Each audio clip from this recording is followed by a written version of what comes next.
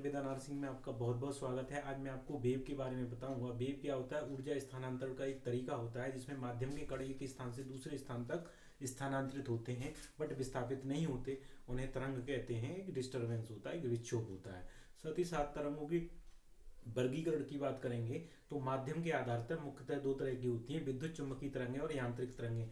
विद्युत चुम्बकीय तरंगों के लिए माध्यम की आवश्यकता नहीं होती। इसी में प्रकाश के गुणों का पालन होता है। जो परावर्तन अपवर्तन जो होते हैं विद्युत चुम्बकीय तरंगों के द्वारा ही होते हैं। साथ ही साथ यांत्रिक तरंगें होती हैं, इसमें माध्यम की आवश्यकता होती है और इसलिए इन्हें यांत्रिक तरंगों को कह पढ़ते हैं। इसमें क्या होता है कि प्रत्यास्थता भी होती है और क्या होता है इसमें दृढ़ता भी होती है, इसके कारण ये उत्पन्न होती हैं। साथ ही साथ अगर बात करते हैं ऊर्जा के आधार पर तरंगें दो तरह की होती हैं, प्रगामी तरंगें, अप्रगामी तरंगें।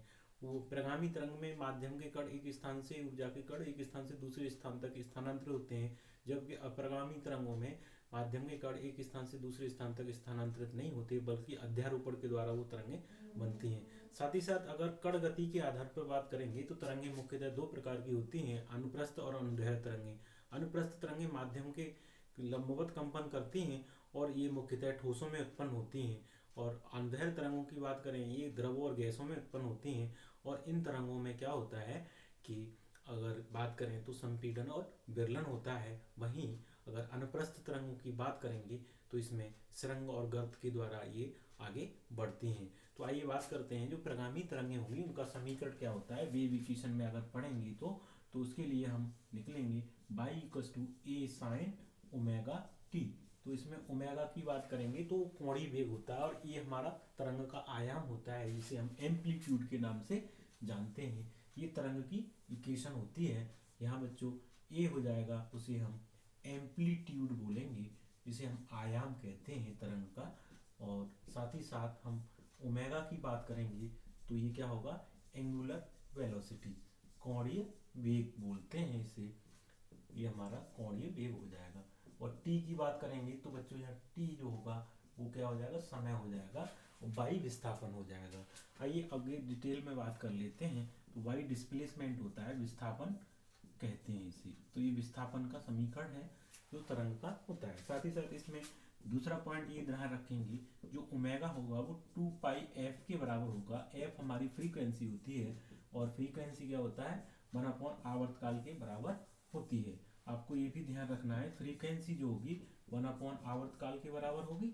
और ये आवर्तकाल जो होता है इसका मात्रक प्रति सेकंड होता है, जिसे हम हर्ट्ज के नाम से पढ़ेंगे। ये हमारी तरंग की आवृत्ति और आवर्तकाल में संबंध को बताता है। साथ ही साथ तरंग की वेव वेलोसिटी जो होगी तो वो होती है n × लैम्डा। तो f हमारी क्या थी, फ्रीक्वेंसी थी, और फ्रीक्वेंसी इक्वल टू क्या होता है, 1/, आवर्तकाल। ये तरंग का क्या होता है, वेग होता है बच्चों। साथ ही साथ तरंग की संख्या की बात करेंगे तो तरंग संख्या निकल के आएगी इसमें, तो उसे हम k से रिप्रेजेंट करते हैं।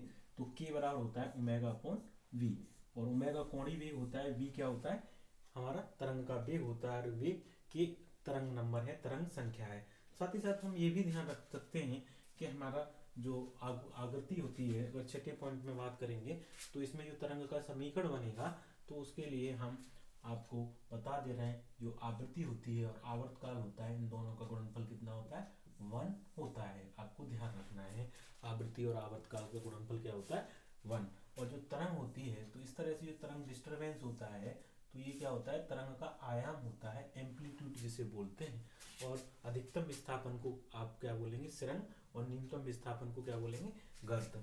और अगर आप यहाँ से सुरंग तक की दूरी की बात करेंगे तो ये तरंग दैर्ध्य होती है, जिसे हम लैम्डा के नाम से जानते हैं, जो आपने यहाँ पे देखा। साथ ही साथ v जो होता है वो तरंग का वेग होता है, जिसे हम तरंग वेग कहते हैं। आई होप आपको समझ में आ गए होंगे। मिलते हैं नेक्स्ट वीडियो में। जय हिंद।